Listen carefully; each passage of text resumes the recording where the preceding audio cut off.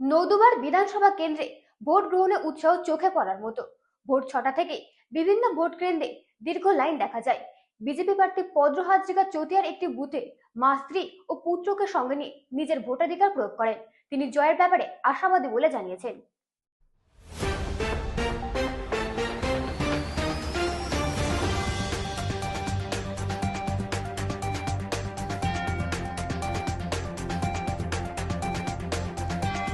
নদুয়ারে বিধানসভা কেন্দ্রের বিজেপি প্রার্থী পদ্ম হাজরিকা নিজের ভোটাধিকার প্রয়োগ করেছেন। চতিয়ার চতিরাল বহুপা বাড়ি প্রাথমিক বিদ্যালয়ের 202 নম্বর ভোট কেন্দ্রে মা, স্ত্রী ও পুত্রকে সঙ্গে নিয়ে উপস্থিত হয়ে তিনি ভোট দেন। ভোট প্রদান শেষে হাসি মুখে কেন্দ্র থেকে বেরিয়ে এসে বিজেপি প্রার্থী জানান যে এবারের নির্বাচনে এলাকার জনগণ তাকে বিপুল ভোটে জয়ী করে এক নতুন নজির স্থাপন করবে বলে তিনি আশাবাদী। নদুয়ার বিধানসভা কেন্দ্রের সব ভোট কেন্দ্রেই সকাল 6টা থেকে ভোটারদের দীর্ঘ লাইন দেখা গিয়েছে। ইতিমধ্যে প্রায় 30,000-এরও বেশি ভোটার নিজেদের ভোটাধিকার প্রয়োগ করেছেন। এই কেন্দ্রে মোট ভোটার কেন্দ্রের সংখ্যা 256টি। এইসব কেন্দ্রে মোট 22,957 জন ভোটার ভোট দেবেন, যার মধ্যে 11,380 জন পুরুষ এবং 11,575 জন মহিলা ভোটার রয়েছে।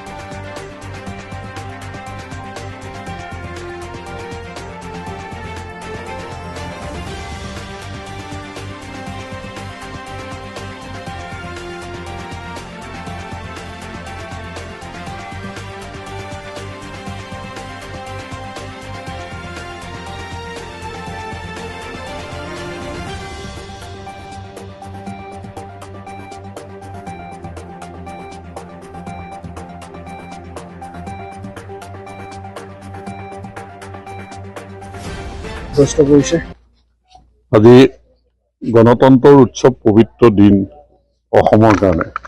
অসম বিধানসভা নিৰ্বাচনত আজি মই প্ৰাৰ্থীও নদুৱাৰ সমষ্টিত, গতিকে মোৰ ভোট কেন্দ্ৰটোত মই প্ৰথম ভোট প্ৰদান কৰিলোঁ আৰু মই এই ভোট প্ৰদান কৰি অতিকৈ সুখী যে খুব ভাল পৰিৱেশত, শান্তিপূৰ্ণ পৰিৱেশত, এটা সুন্দৰ পৰিৱেশত আজি মই মোৰ মা, মোৰ পত্নী, ল'ৰাক লৈ ভোট কেন্দ্ৰত আজি ভোট প্ৰদান কৰিবলৈ আহিছোঁ আৰু মই সকলো অসমবাসী ৰাইজলৈ শুভেচ্ছা জ্ঞাপন কৰিছোঁ এই পবিত্ৰ দিনটোৰ বাবে।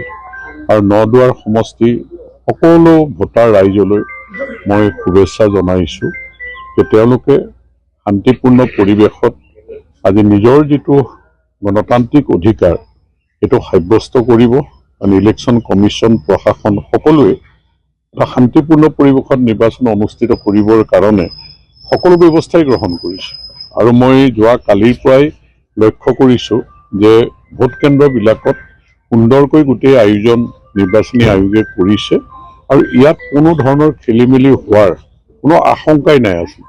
খালি আমি সহযোগিতা কৰিব লাগে আৰু দুষ্ট চক্ৰই যাতে কোনো ধৰণে পৰিকল্পিত ষড়যন্ত্ৰৰে খেলি মেলি লগাব নোৱাৰে, তাৰ কাৰণে আমি সকলো সজাগ থাকিব লাগিব। সংবাদ মাধ্যমো সজাগ থাকিব লাগিব যে মই এগৰাকী প্ৰাৰ্থী হিচাপে, ভোটাৰ হিচাপেও বিচাৰিছোঁ নদুৱাৰ সমষ্টিত, যে নদুৱাৰ সমষ্টিত এটা বদনাম দিবলৈ বিচাৰে যে এইবাৰ অন্ততঃ নদুৱাৰ সমষ্টিত বদনাম কৰিব নোৱাৰিব, এই মোৰ বিশ্বাস।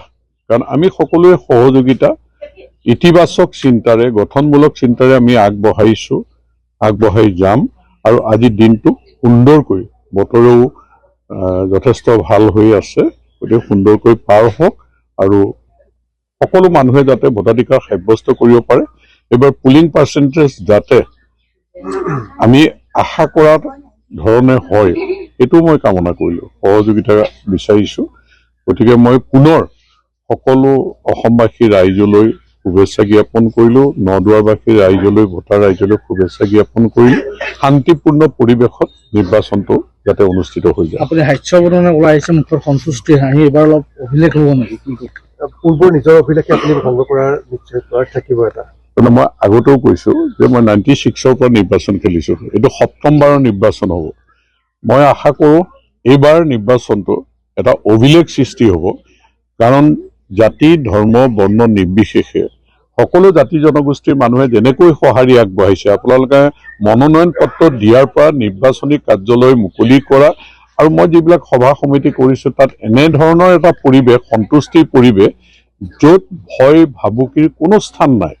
আৰু কেৱল অপপ্ৰচাৰ কৰি যদিও আছে, সেইটো হয়তো আপোনালোকৰ কাগজ বা ইলেক্ট্ৰনিক মিডিয়া এইবিলাকতে সীমাবদ্ধ আছে, য'ত জনসাধাৰণক আচলতে কোনো ধৰণে এই কথাবিলাকে চুব পৰা নাই।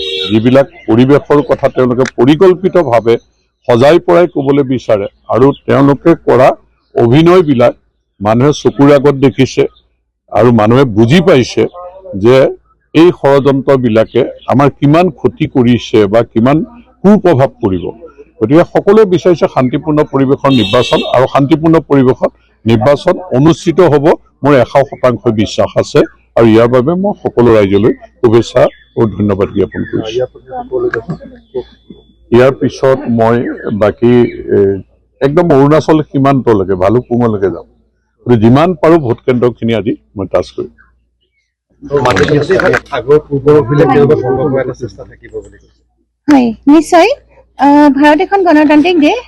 গণতান্ত্ৰিক দেশত প্ৰতিজন নাগৰিকৰে ভোটাধিকাৰ প্ৰদান কৰাটো কেৱল মাত্ৰ দায়িত্বই নহয়, এটা গুৰুত্বপূৰ্ণ কৰ্তব্য। গতিকে মই ভাবোঁ সকলোৱে নিজৰ নিজৰ ভোটাধিকাৰ সাব্যস্ত কৰিবলৈ ওলাই আহিব লাগে আৰু গৌৰৱ অনুভৱ কৰিব লাগে যে আমি ভাৰতবৰ্ষৰ একোজন নাগৰিক।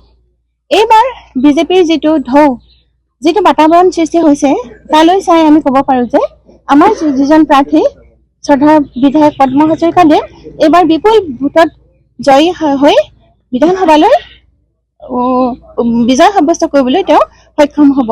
ৰাইজৰ অভূতপূৰ্ব সঁহাৰি আছে। গতিকে আমি খুবেই আনন্দিত, খুবেই উল্লাসিত হৈ আছোঁ। সকলো ৰাইজৰ আগ্ৰহ দেখি আমি খুবেই আনন্দ অনুভৱ কৰিছোঁ। ধন্যবাদ। ব্যুৰো ৰিপোৰ্ট, ৰাত দিন নিউজ নেটওয়াৰ্ক।